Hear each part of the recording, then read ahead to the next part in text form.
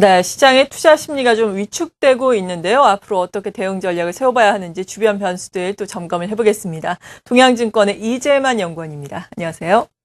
네.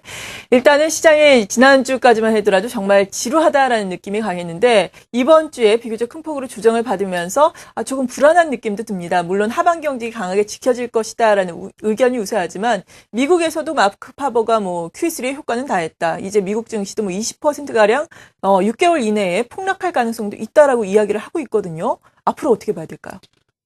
전체적으로 시장 자체는 유동성의 힘으로 인해서 아무래도 이제 2000포인트를 돌파를 했는데 그 이후에 나타나는 흔히 얘기하는 경기에 관련된 지표들 그리고 더군다나 실적 시즌에 진입했음에도 불구하고 이익 추정치들이 국내 기업뿐만 아니라 해외 기업까지 같이 동반해서 하향 조정되는 바람에 전체적으로 투자 심리가 많이 위축됐다라고 생각을 하고 있습니다. 특히 IMF라든가 이런 글로벌 금융기관들 자체가 어떻게 보게 되면 성장률 전망치 자체를 크게 하향 조정하게 되면서 더욱더 조금 더 우려가 많이 불거진 거라고 판단을 하고 있고요.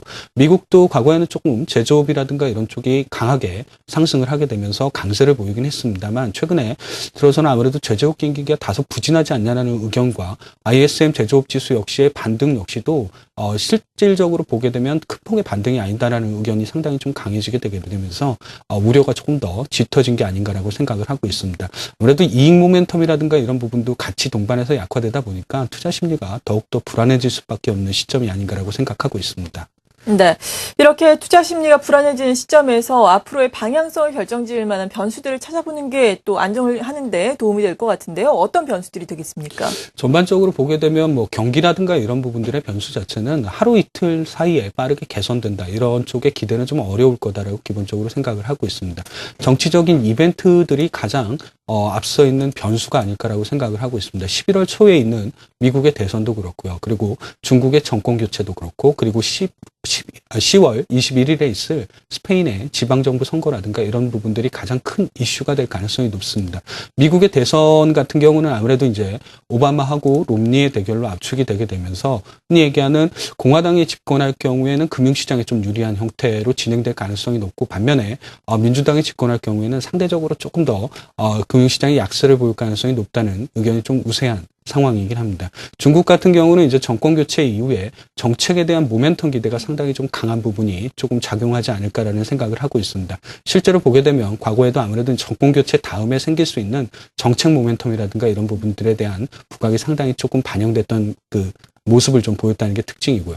스페인은 지방정부 선거 이후에 아무래도 이제 구제금융의 신청 여부가 상당히 중요한 키가 될 거다라고 생각을 하고 있습니다. 다만 이제 구제금융 신청을 어떤 형태로 금융시장이 받아들이느냐에 따라서 시장의 등락이 좀 엇갈릴 가능성이 상당히 좀 높다라고 생각을 하고 있습니다. 네, 미국의 대선과 중국의 정권 교체 그리고 스페인의 구제금융 신청 여부를 세 가지 변수로 꼽아주셨습니다. 그리고 국내의 큰 이슈를 얘기를 해드리자면은 코스닥 시장입니다. 코스닥 시장 장기적인 고점 수준에 올라와 있으면서 앞으로 조금 더 갈 것이다라는 의견이 있는 반면에 이제는 좀 정리를 해야 되지 않느냐라는 의견이 또 맞서고 있는 상황인데요. 어떻게 보시나요?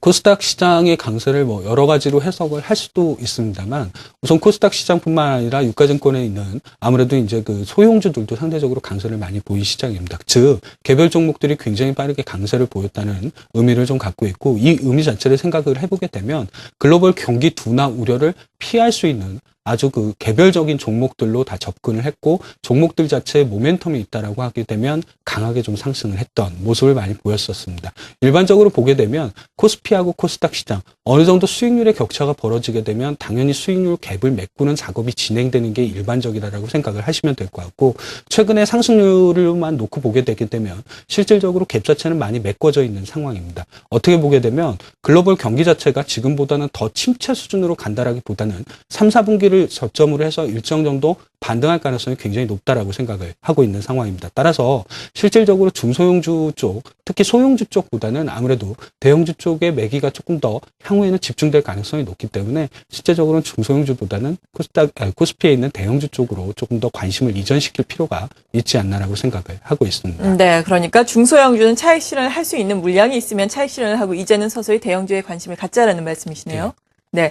그리고 앞서서 중국 같은 경우에는 정권 교체와 더불어서 여러 가지 모멘텀이 나올 것을 시장이 기대하고 있다라고 말씀을 해주셨는데 어떤 정책들이 구체적으로 나올 것으로 생각을 하세요? 아무래도 이제 중국 같은 경우는 최근에 심리 지표들뿐만 아니라 실물 경기 지표들이 좀 빠른 속도로 둔화되고 있다는 게 큰 문제점으로 지적이 되고 있습니다. 더군다나 2분기 GDP 성장률이 저점이지 않을까라는 생각을 했는데 이 부분 역시도 3분기가 오히려 저점에 더 가까울 수도 있겠다라는 생각을 많이 하고 있어서 경기 둔화에 대한 우려가 상당히 강하게 반영되는 시점이 아닐까라고 생각을 하고 있습니다.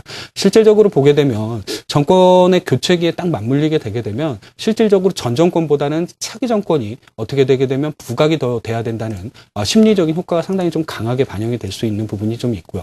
이 부분으로 인해서 정권이 교체되게 되면 흔히 얘기하는 중국의 고정자산 투자라든가 아무래도 건설이라든가 이런 부분들 신규 프로젝트 착공 건수가 많이 늘어나는 게 특징적으로 보인다는 점이 중국의 정권 교체기에 나타나는 하나의 현상 중에 하나입니다. 따라서 중국이 중장기적으로는 소비 쪽 진작에 대해서는 여전히 가능성을 높게 보고 있고 그쪽으로 매진할 거다라고 생각을 하고 있습니다만 현재 상황에서 수출 경기라든가 이런 게 상당히 좀 둔화되어 있는 상황이기 때문에 내부적으로도 공급을 늘리는 형태, 즉 투자라든가 이런 부분들도 상당히 좀 진작시킬 가능성이 높다라고 생각을 하고 있어서 양쪽 정책이 모두 다 나올 가능성이 있다라고 생각을 하고 있습니다. 어떻게 보게 되면 금리 인하를 통한 통화 확장 정책도 있고 그리고 정부가 재정 지출을 확대하는 재정 확장 정책도 같이 동반해서 사용될 가능성이 높고 이 카드가 남아있는 쪽이 아직은 좀 더 중국이다 보니까 조금 더 모멘텀이 좀 강하게 발현될 수 있는 시점이 아닐까라고 생각을 하고 있습니다. 네. 그렇다면 이런 것을 배경으로 중국 관련주에 어느 정도 시점에서 어떤 종목들로 관심을 가져야 하는지 그리고 앞서 말씀해 주신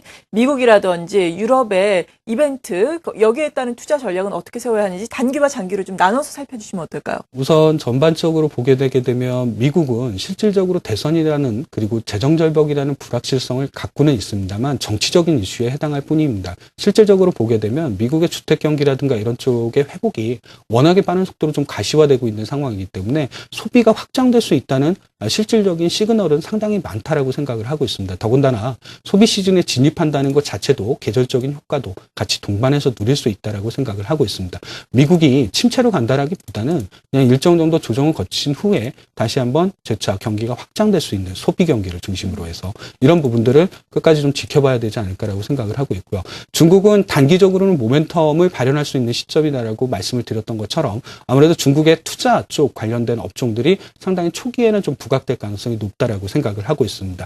이게 지속되기 위해서는 뭐 이익이라든가 이런 부분들도 끝까지 지켜보긴 해야 되겠습니다만 단기적으로 보게 되면 흔히 얘기하는 철강이나 화학, 기계 같은 업종들도 상당 부분은 모멘텀을 받아서 부각될 수 있다는 점도 기억을 해둘 필요가 있다라고 생각을 하고 있는 상황입니다. 네, 지금까지 동양증권의 이재만 연구원으로부터 도움 말씀 들어봤습니다. 감사합니다. 감사합니다.